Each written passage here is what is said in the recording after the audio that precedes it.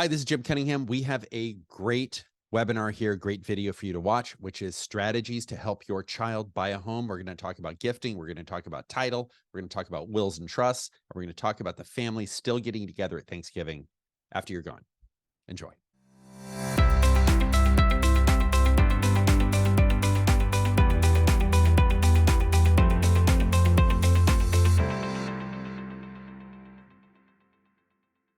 Hi, this is Jim Cunningham. We are going to talk about strategies to help your child buy a home.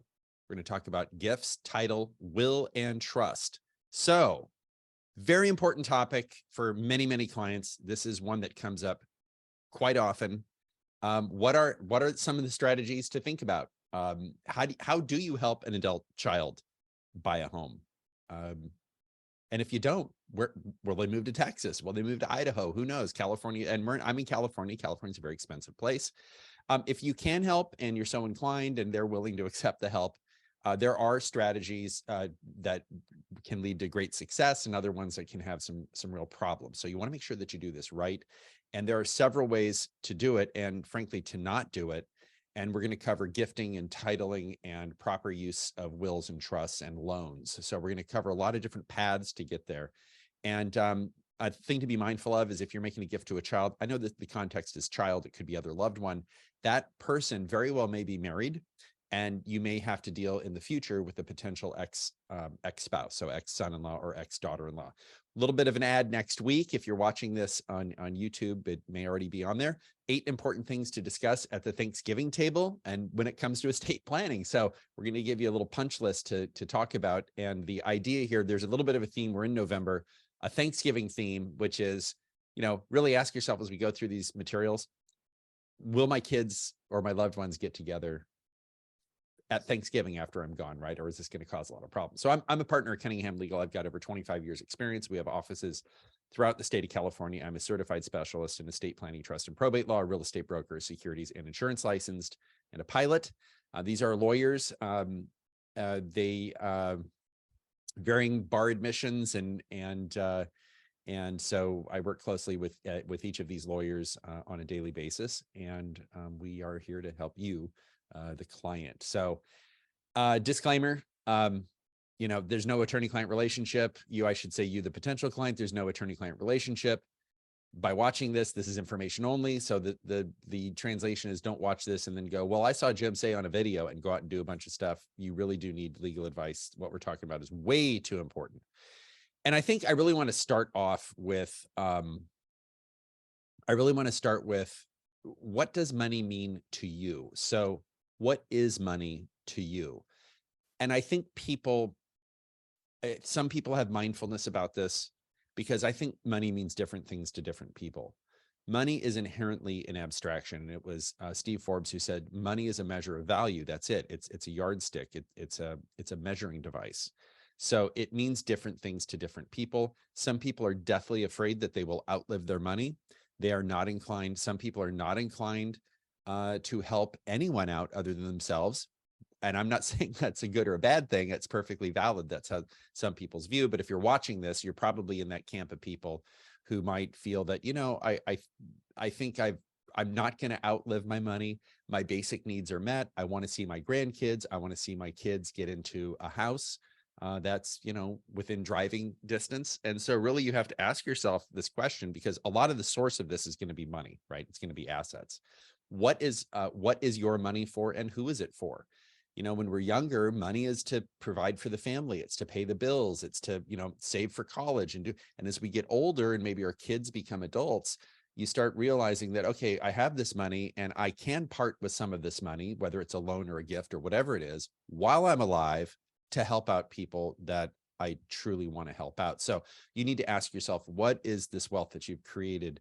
What is it for and who is it for? And that does change over time. And again, there are 2 camps of people, right? There are people who say, this is family wealth. I view this as a multi-generational tool, device. There are other people who say, look, it's mine while I'm alive, and when I die, they can get it, and they're going to have to wait till they get it. So I would say either are equally valid, and I make no judgment call as a professional on that, because really that's the client's choice. Do you like vanilla or chocolate ice cream? You're going to like one or the other. I mean, you might like both if you like ice cream.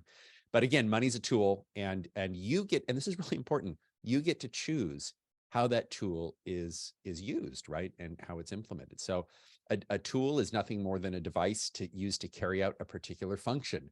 You get to decide the function of your money, because this is fundamentally, it's your choice. It's not somebody else imposing a choice on you. If you do take certain actions, as we'll see, there are consequences that need to be addressed. And so these are legal consequences that you just need to pay attention to. So I think the baseline question is, if you have not already helped your kids, okay, and as I go through these materials, I am presuming that you haven't yet done it. If you've helped your kids, as you go through this, you're probably going to say, "Uh-oh, I need to come back in and I need to address this based on what I've seen here."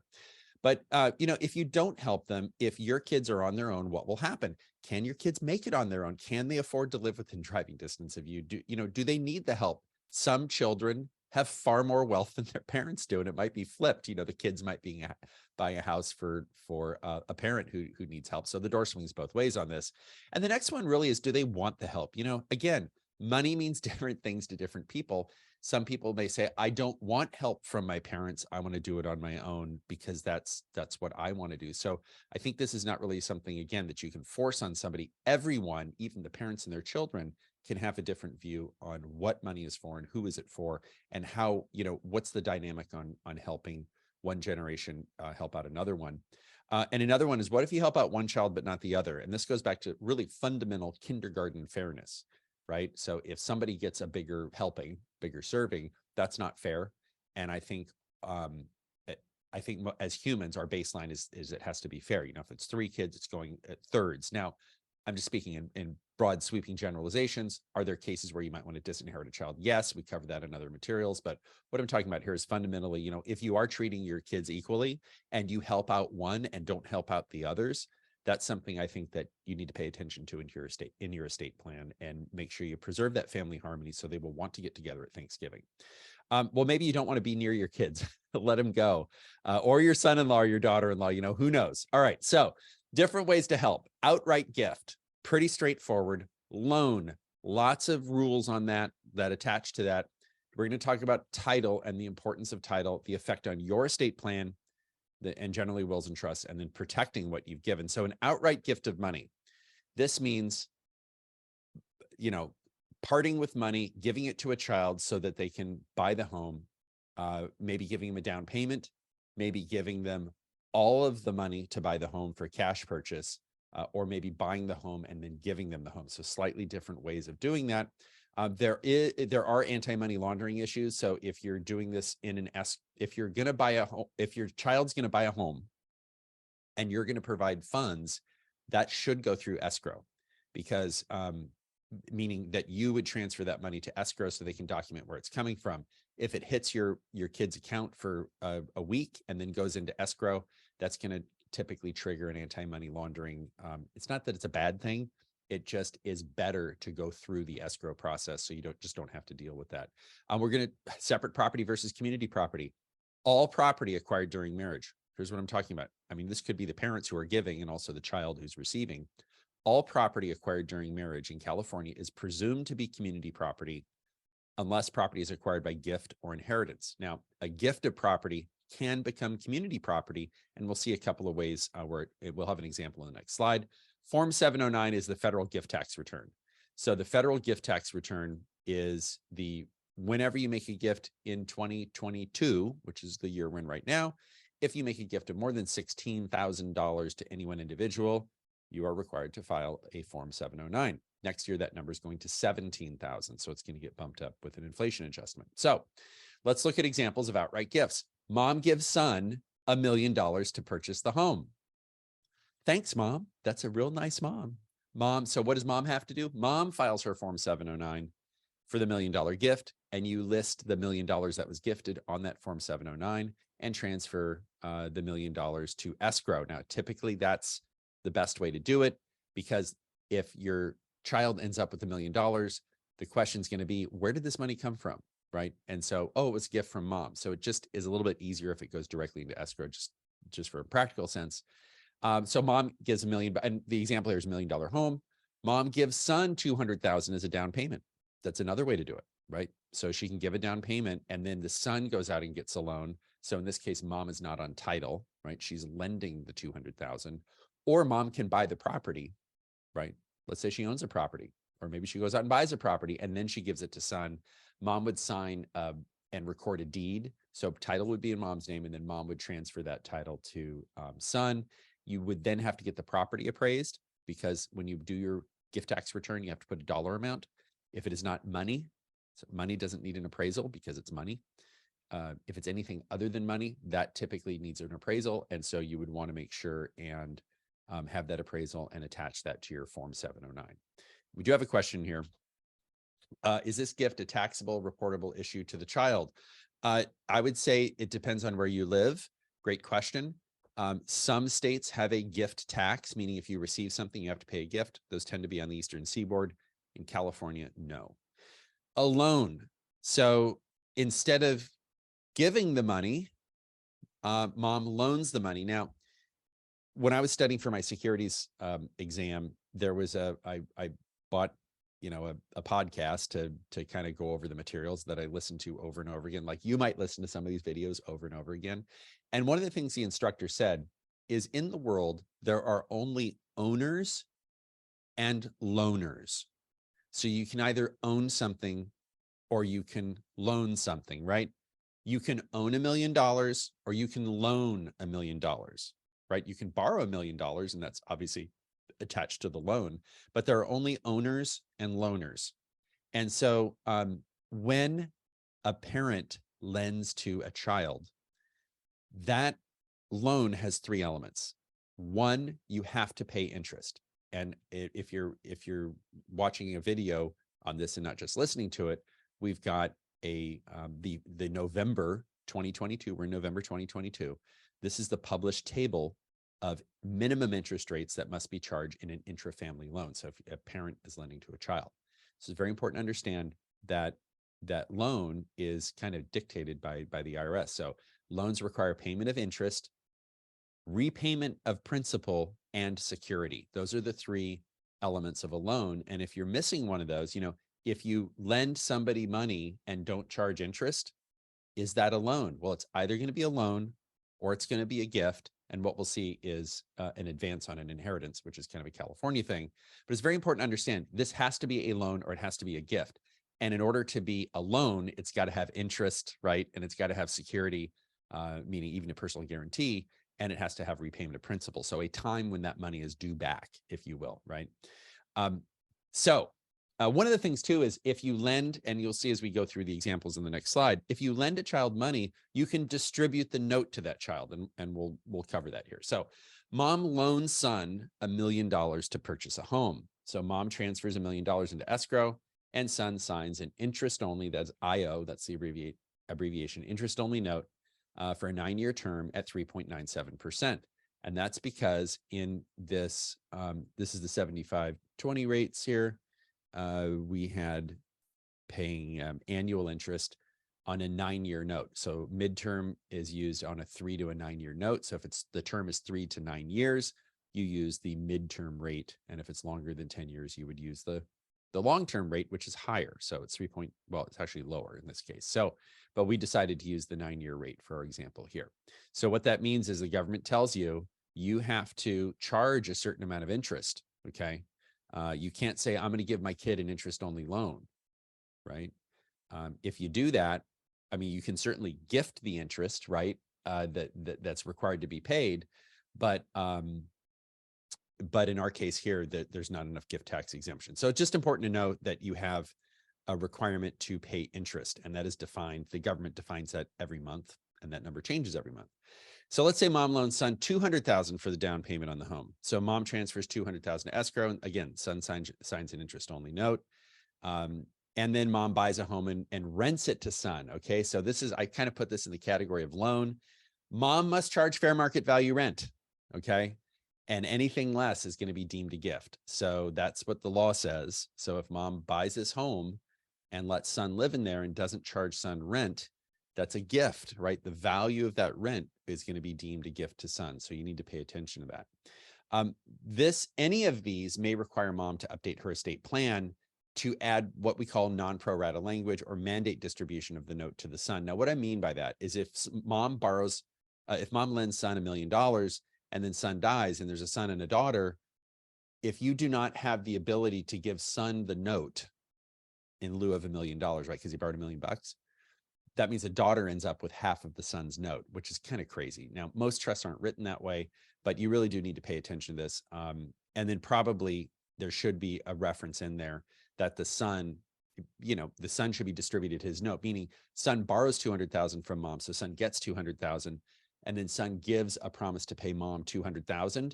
When mom distributes the estate, that obligation to pay mom should be distributed to the son. That extinguishes the note without causing an income tax liability, which is very important. So let's talk about title. Title does not control during life. What does that mean? If a husband goes out and works and takes money from his pay, who's married, a husband, and puts that money into the husband's name without the spouse's name on there, okay, that's still community property. The fact that husband's name is on that account does not mean that that's separate property, because all property acquired during marriage is presumed to be community property. So one spouse can hold in one spouse's name community property. So title does not control during life, meaning if husband and spouse get divorced, the court's going to look at, okay, this account's titled in this one person's name, this account's titled jointly, and the court makes a determination on what's community and what's separate. At death, and there's kind of a mistake in the law for lack of a better explanation, at death, title controls. Well, this becomes very important. You'll see the next slide. So when mom helps the son buy a property, you're going to have a title. Is mom going to be on title? Is she not going to be on title? Maybe is son going to be on title with son's spouse? We don't know, right? But there are community versus separate property issues. And then there's also the difference between joint tenancy and tenancy in common. The two main differences: joint tenancy in California means the last person standing, the last person surviving, gets the property, okay? Tenancy in common means that if somebody dies owning an interest in real property as a tenant in common, then that property is distributed under that person's will. It does not go to the other owners. So that's the big kind of difference between joint tenancy and tenancy in common. So let's look at some examples here. Mom gives money to son who buys a property with his wife as community property. So mom gives money to son, whatever it's going to be, 200,000, $1 million, I don't know, whatever the money is. But son, so mom gives son money, son and wife go on title as community property because they had to check a box. They went to the title company. The title company said, well, you need to answer this question. And we're not lawyers. We're not going to give you legal advice, but pick one of these 9 options. Okay. Really, a lawyer should be involved to just explain what these mean. Okay. In this case, wife divorces son, gets half of everything. Okay. Or if son dies without a will, the wife gets it all because spouses succeed to the community property that is held with a spouse if the son does not leave a will. So, mom may not want that outcome. Look, she may want that outcome. The point is you need to understand this. Mom gives money to son, and then son buys a property with wife as joint tenants. Son dies, wife gets it all. Is that joint tenancy community property? Maybe, maybe not. There's going to be a battle in the divorce court. But where I'm going with this is I'm highlighting the difference between taking something as community property, where a surviving spouse gets it all in the absence of an estate plan. Now, certainly son can say, I want my half going to someplace else. But if it's a home that he's living in with his wife, probably the wife's going to end up with the property anyway, under most circumstances. And then the third alternative is mom gives money to son who buys a property with his wife as tenants in common. Now, you probably wouldn't see this much in California, that married people take property as tenants in common. You really just don't see it. Son dies, son's half is distributed under son's will, right? So if that half is deemed his separate property, then it's going to go part to his kids, part to his wife. So my point in saying this is title does matter. So if you are going to buy a property or help your kid buy a property, or your child's going to buy a property, pay attention to the title. What should son do? Yeah, son should probably have a living trust, right? If you own property in California, that's kind of the general rule. You have a living trust, and then you've got much broader flexibility. Effect on your estate plan. So this is really important. We got a couple of questions here. I'll answer these questions. And Anonymous asks, if the loan is less than 1 year, can you forego interest, 6 months, for example? Anonymous, I think it would probably be prorated. So whatever that interest amount is. So I think if you borrow money for a day, you're going to have some interest. I think that's going to be, should be in there. And I will say most CPAs do pick this up. So if they say, oh, you lent your kid money, well, we have to put interest on there. Most CPAs know these applicable federal rates. So that's a very common thing. What is the number of year you represent short-term? Short-term is less than 3 years. So midterm is 3 to 9, long-term is over 9. What is, okay, so short-term, answered that. What the effect on your estate plan? What if you give one kid $200,000? Yeah, that's not in your estate anymore. It's gone, right? So you write a check to your daughter for $200,000 and it's a gift, and everything gets divided equally when you pass away. If you loan somebody money, that's actually an asset in your estate. So if you're giving to one and loaning to another, just pay attention to this, all right? And then what if you don't help out the third child? So what about, you know, little Johnny's kind of left out in the lurch? Or what if you help them at different times? You know, what if you give somebody $100,000 in 1990 and give somebody else $100,000 in 2022? Well, the purchasing power of $100,000 is significantly less in 2022 than it was in 1990, right, or 1992. So what if you help? What if you help out a child and you say, well, I really want this to count against the child when my estate is settled. So this Johnny's going to inherit $1 million. I'm going to give him 500,000 now. So when I die, he only gets 500,000, right? He only gets the balance. So that's called an advance on your inheritance. There's a process to go through that in the state of California. You have to identify it as an advance on the inheritance, and there's some documentation requirement, but this is something we do quite frequently in our firm. So if you want to make a gift and have that count against the person's equal share, for example, when you die, that would be an advance on an inheritance. And that's something that you do need to document, because if you don't document it, it's a gift, right? And now that person's share is not dinged, so to speak. So they're not getting a haircut on their distribution. And then a distribution of note versus cancellation of debt. Cancellation of debt, you know, it's been in the news. There was is a proposal to cancel, you know, $10,000 of student debt or whatever it is. Arguably, that's taxable, right? So you have to report that on your income tax return. That's different than somebody giving you the note when they pass away. So if, you know, son borrows 200,000, it would make sense to distribute that note for 200,000. So if son was entitled to $1 million of the estate, he would get a note for 200,000 and 800,000 in cash in that example. So he gets a little bit of what we call in legal parlance a haircut. Okay. So let's just kind of walk through some scenarios here and get the brain juices flowing. Mom lends 200,000 to son, and mom gives 200,000 to daughter. Mom dies. The $200,000 lent to son is in mom's estate as a note. It's an asset of the estate. The $200,000 gift is gone. There's no recapture of that gift because it's a gift, unless daughter's gift was deemed or documented, right? Meaning at the time it was given, you got to document this as an advance on her inheritance. It's not counted against daughter. So that is one that can lead to a little bit of family disharmony, I will tell you. And this can prompt families not to get together at Thanksgiving, okay, when you're gone. So something to be mindful of. If you're helping people out, it's something you need to track. I met with some clients this week.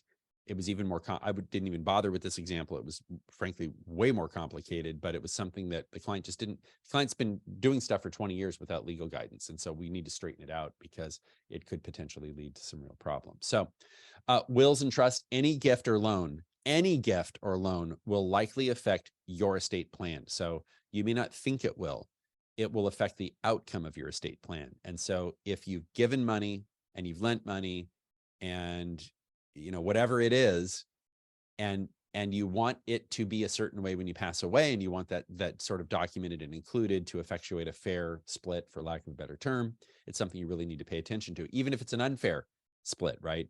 You still would want to pay attention to that. And then also think about your child's estate plan, right? If you've lent money to your son to buy a house, you might want to have that secured by a deed of trust, right? So in California, what we do is we have notes, And you sign a note, say, yes, I promise to pay. And then we have a deed of trust. And what a deed of trust says is if son doesn't pay, mom has the power to foreclose on the property, or a title company has the power to foreclose on the property. Mom would want that because that perfects mom's security interest, meaning if she's lending $200,000 on a property, she would want a deed of trust, because if son gets a divorce, she's able to get her $200,000 back that she lent to son from the sales proceeds. I know I'm throwing a lot at you really fast. You might need to listen to this a couple of times to kind of have it all soak in. And we have a couple more questions here. Steve asks, what is a lifetime gift tax allowance, and do the interim gifts subtract from this? Yes. So 2020, we're in 2022. Each American citizen can leave $12,060,000 free of tax. That's a lifetime gift at death. You can also give an unlimited number of people $16,000 each. So you could give $160,000 to 10. You could give $160,000, $16,000 to each of 10 people, and not have to file a gift tax return. But if you give one person $160,000, you're going to have to file a gift tax return. But no tax is paid until you reach that $12,060,000 hurdle, and that's going up to, I believe, $12,920,000 next year. And $17,000 for a gift. Anonymous asks, mom has 3 children, buys property for son to live in, son pays fair market rent. Estate plan splits the estate 3 ways, but specifies son's share includes that property. Rest of estate not enough to equalize the shares for the other 2. What then? That would be a couple of ways of doing that. One would be to distribute the property to son with notes, which would be unfair, frankly, with notes to the other 2 siblings, so that one kid has to pay off the other siblings. Or the trust borrows money and settles up with the kids, right? So the trust borrows money. So if the house is worth this much, with the debt, it's netting less. That is very expensive money. I would certainly talk to your, if you have a lawyer on this, talk to your lawyer. And if you're not represented, feel free to reach out to us. But that's one where we might end up setting everything up, like distributing the property through an escrow where there's financing so that the individual beneficiary gets a loan and settles up. That's a very common problem, but it's very difficult to get a loan, for a trust to get a loan through that process. And if it's probate, forget about it. But it's very difficult to get a loan through a trust process. You may have to go through this, as this property is being distributed to the one kid, the kid goes out and gets a loan to pay off the siblings. But that's something that a lawyer can certainly help you out with. And my adult child lives with me. My house is in my name. Do I have to charge her fair market rent? Oh, anonymous. That's a great question. I don't know. Would have to, maybe, I don't know. What does a room go for these days? If it's under 16,000 a year, I'm not sure I'd worry about it. If your child needs help, like support, is dependent on you, then that may obviate the need for gift tax. But that's something I think hinges on its facts. Glenn writes, still uncertain, gifting house to child, how to protect against future son or daughter in divorce. Great, we're going to talk about that. So if you make a big gift, you need to see a lawyer to make sure that the issues are completely covered and to preserve family harmony. I'm a big proponent of preserving family harmony because there is a lot of disharmony when people pass away. A lot of stuff can come out that's been smoldering for decades, right? Sally got the new red bike in Christmas 1962, and I didn't, and I still hate Sally. Like, not kidding. That's real stuff. Okay. Protecting a gift or inheritance from threats. Okay. Outright gifts are not protected. You give that son, and this is answering the last question here. You give your son a piece of property, goes into his name. That is not protected. Now, he might have a homestead exemption, but it's not going to be protected from a lot of threats out there. Divorce is, probably the biggest threat. I view divorce as the single biggest threat to multi-generational wealth. It just tends to kind of destroy a lot of wealth as people go through that process. So I would say consider a dynasty or other gifting trust, okay, if you're going to make a sizable gift.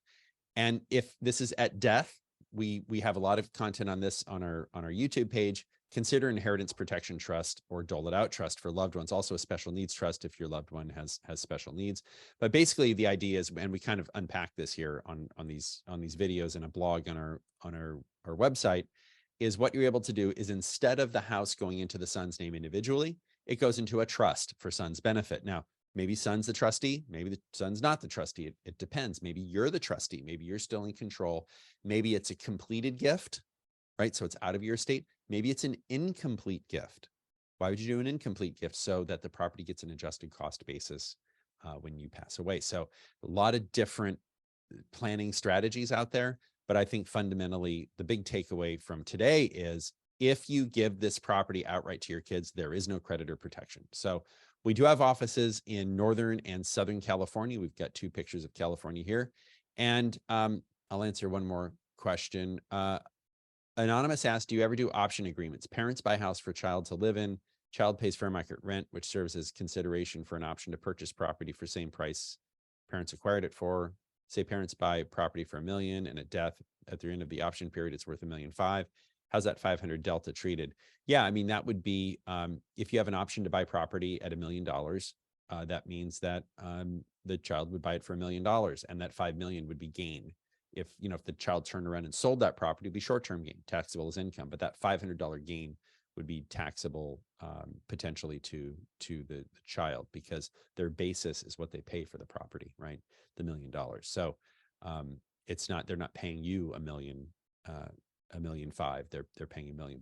But great question. So when you call in, you can reach out to us, online or call in. But a lot of people end up calling in. When you call, there's just a little bit of because we get a lot of calls, and we're trying to let you know what to expect when you call. Your call will be with one of our client specialists, and our attorneys do not answer the phone. They're busy meeting with clients and doing webinars like I'm doing, right?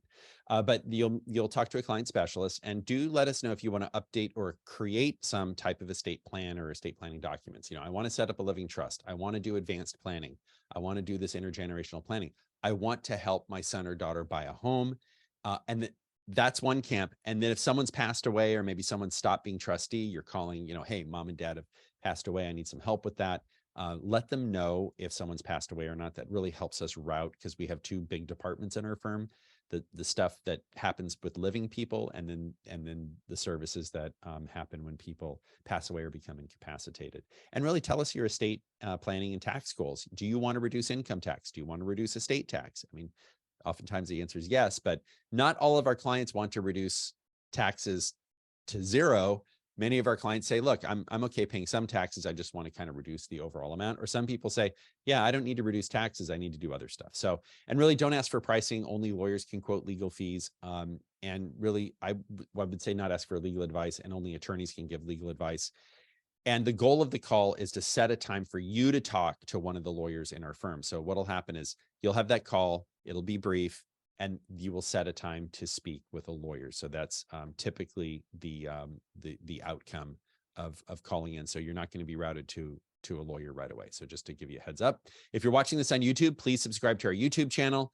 If you enjoy our webinars and like what we're doing out in the real world, not just on YouTube, you can review us on Google, and we have Google locations, Google attached to all of our locations. And also coming up, 8 important things to discuss at the Thanksgiving table. So if any of you would like to know what to talk about, I suppose we're going to cover 8 topics. So varying things, but these are all sort of estate related. And that, of course, is right before our national holiday, which is Thanksgiving. So follow-up question on the anonymous attendee on the 500. Okay. And there was one more question, Ashley.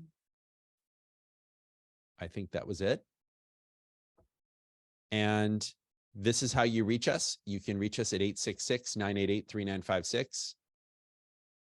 Do you know banks prefer loans from parents or gifts? I think it depends on, if it's going to be a loan from a parent, it's probably going to be subordinate to the first deed of trust, right? So if you go to a bank and get a loan for 80% loan to value and the parent's lending the other 20, that 20 will be subordinate to the 80% loan typically, meaning if the house sells at auction and 80% of the of the original purchase price is what's left to pay, that 80% goes to the bank. The parent who lent the 20% doesn't get anything. So, but I would say they probably treat it equally. I would say I just don't see it that they have a preference one or the other. If I had to guess, probably a slight preference on the gift portion. So, but again, I think it would be very negligible. How is a home sold to a child under fair market value? How is that treated for tax on the child or parent? Great question, Anita. If you sell anything for less than its fair market value, the difference is deemed a gift, period. Black letter law. That's what the law says. If you got a house worth $1 million and you sell it to your kid for $200,000, that's an $800,000 gift. If you sell the property to your kid for $900,000, maybe you can make the case that the property is only worth $900,000, or you're doing something to reduce the overall price. But if it's a real steep discount, then that's going to be a gift. Now, anonymous post here, unless there's an option agreement, yeah, but you'd have to have the option agreement right in place and then have a history of paying. So, all right, well, that wraps it up. Have a great day, and if you're watching this on YouTube, keep watching because another video is going to pop up. Technology's great. See you.